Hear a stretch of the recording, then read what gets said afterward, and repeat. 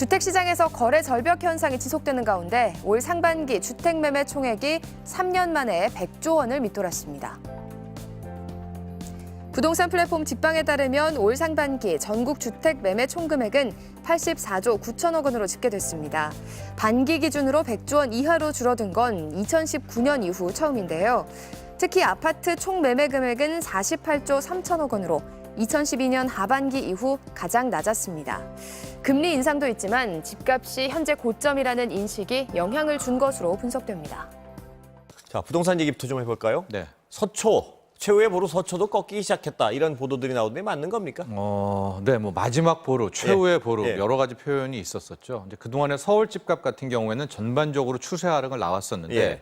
그중에서 용산구, 서초구 이 두 개 지역 같은 경우에는 조금이나마 이제 상승을 했었고요. 예. 다른 데가 하락을 하더라도 이제 보합이 됐었는데 지금 보면 3개월 만에 서초구, 용산구 모두 이제 하락을 하게 되면서 예. 용산구 지난주였었죠. 예, 그렇게 되면서 이제 전반적으로 서울에서는 상승 거래가 없는 예. 어떤 거래든 이제 직전 가격보다는 더 떨어진 가격에서 지금 매매가 되고 있다라고 볼 수가 있겠고, 그러고선 이제 자료를 봤더니 예. 서울이 25개 구잖아요. 예. 그러니까 그동안에 하락을 한다고 하더라도 어떤 구는 몇 개는 오르고 상승 거래도 있고 막 그랬었는데 전체가 모두 다 하락하고 그래요? 모두 다 하락 거래. 이게 3년 6개월 만에 있다라고 의미가 해서 있는 통계네요. 그렇죠. 예. 이제는 어떤 식으로든 전고점, 전체 가격보다는 다 낮게 체결이 된다라고 하고요. 다만 지역에 따라서는 하락 거래의 차이가 있습니다. 예. 그러니까 서초구도 이제 마이너스가 됐고 하락이 됐지만 아직까지 서초구에서는 최하락이라고도 하기 예. 어려운 예. 뭐 8천만 원에서 1억 정도의 하락 거래인 예. 거고요. 반면에 강북 쪽으로 올라와 보면 뭐 2억, 3억대까지 크게 떨어진 예. 그런 가격도 지금 체결이 되고 있다라고 볼 수가 있는데요.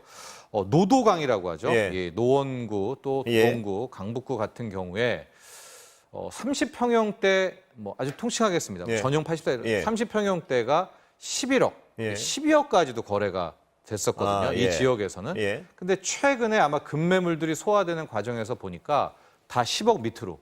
그러니까 이 노도강 지역에서는 30평대가 9억대 또 뭐 이 정도에서도 소위 말하는 찾아볼 수가 있다, 거래가 됐다라고 해서 강북 쪽의 일부 지역에서는 이제 서울이지만 30평형대 아파트가 10억 안짝으로 떨어졌다라는 것도 이번 주에 굉장히 특이하게 잡혔던 그런 사안입니다. 그렇다면 늘 언제쯤에는 이런 일이 있을 것이라는 예상은 돼왔지만요. 이 추세 하락이 이제 거부할 수 없는 대세다 이렇게 볼 수 있는 거 아닌가요? 그렇죠. 이미 예. 추세적으로는 이제 하락이 된 거고요. 예. 이제 시장의 관심은 어느 정도까지로 되돌아갈까. 예. 근데 그 낙폭에 대한 거에 예. 관심이 크지 않았었습니까? 예. 그런데 이제 강북 지역 같은 경우에는 2019년 실은 2주 전, 3주 전에 보면 수도권이 먼저 2019년으로 돌아갔고요. 코로나19 예. 이전. 이제 강북구가 돌아간 것이고 강남은 그러나 아직까지 이제 코로나19 이전까지 가려면 많이 남아 있고요. 예.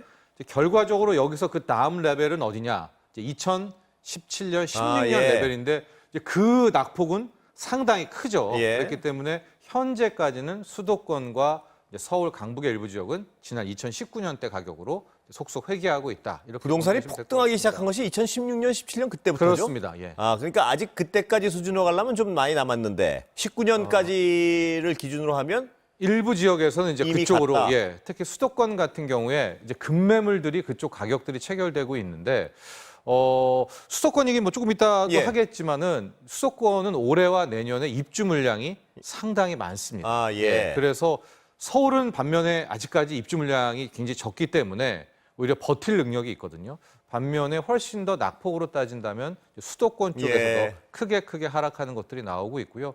뭐 광교라든가 이런 수도권에서도 대장 지역에 대장 아파트들이 있는데 예. 이런 지역도 지금 급매물들 대표적인 급매물이 지금 1가구 2주택자 중에서 예. 소위 말하는 절세 혜택 받으려고 예. 급매 내놓는 이런 물량들은 뭐 3억 이상, 그렇습니까?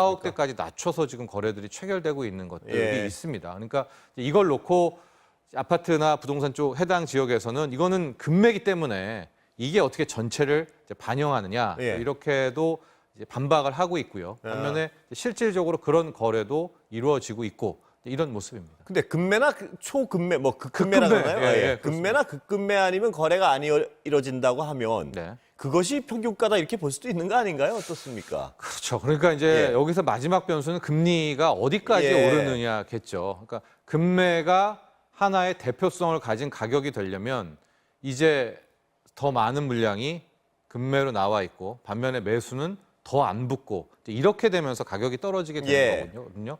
근데 아직까지는 야, 여기서 와르르 무너질 거야라고 하기에는 이제 급금매들의 양들이 적고 아. 뭐 기존의 다주택자라든가 이런 분들이 잘 버티고 있다 이렇게도 볼 수 있고. 예, 부동산 얘기를 좀 짚어봐야 될 것 같은데요. 지금 금리라면 이 정도 오를 것이다. 이런 식으로 한은에서 발표한 것 같은데 그 금리만을 변수로 봤을 때 이 얘기죠? 네, 다른 변수를 다 제어하고 만약에 기준금리가 현재보다 1%포인트 올라갔을 때 향후 1년 뒤, 2년 뒤에 집값이 어떻게 변할 거냐. 예. 지금 우리 금리 수준이 2.25%거든요. 예. 여기서 금리가 1%포인트 올라간다고 했을 때 1년 뒤에는 전국의 집값이 0.4에서 0.7 사이로 하락한다. 예. 2년이 지나면 0.9에서 최대 2.8%까지 하락한다라는 건데 이것만 영향 미치는 게 예. 아니고요. 그래서 실질적으로 우리는 변동금리 비중이 높은 데다가 여러 가지 상황들을 고려할 때 이보다 실질적인 하락폭은 더 클 수 클 있다. 것이다. 네, 이런 추측이 가능합니다. 그런데 이제 이 금리만 가지고 볼 때 그런 건데요. 네. 수요 공급도 생각하면 뭐 또 더 큰 파장도 있을 수 있고. 그런데 요새 그 미분양 시장은 그 범상치 않은 것 같습니다. 한 아파트 단지가 통째로 미분양 사례가 있다. 뭐 이런 기사도 있던데요. 네, 그게 이제 더구나 수도권에서 상대적으로 인기가 많은 성남이라는 게 더 아, 놀라운 부분이기는 예. 한데 사실 입지나 이 분양가를 생각하면 이 단지의 특수성이 좀 있기도 합니다. 아, 예. 통계를 전반적으로 좀 말씀을 드리면 예. 미분양이 늘어나는 것만은 뭐 분명한 추세입니다. 예. 작년 12월에